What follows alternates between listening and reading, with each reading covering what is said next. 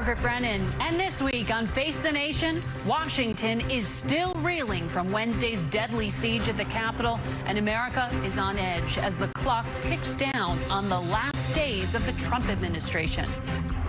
The scenes of violence and destruction are still horrifying, made even more disturbing by where and when the rioters waged their war last week. An unprecedented assault on our democracy. An assault literally on the citadel of liberty in the United States Capitol itself.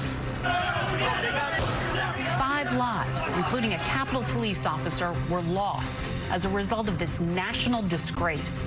Questions about poor preparation for an event advertised by President Trump as wild, and the disastrous response from law enforcement continue to grow.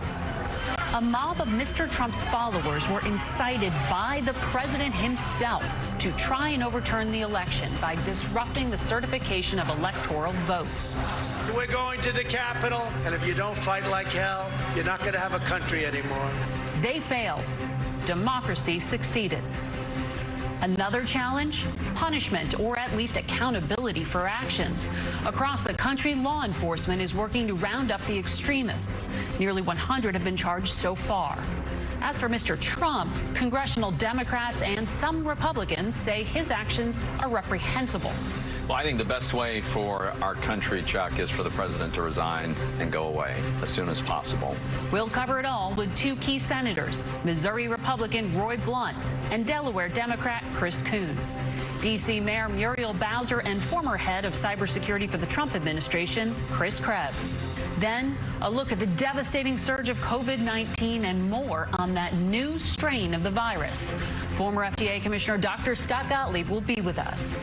And finally, it wouldn't be a major Washington political story without the legendary Bob Schieffer. He and John Dickerson will both be with us today. It's all just ahead on Face the Nation.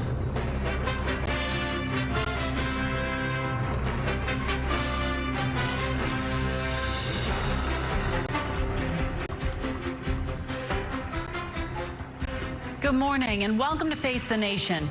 It's a quiet Sunday here in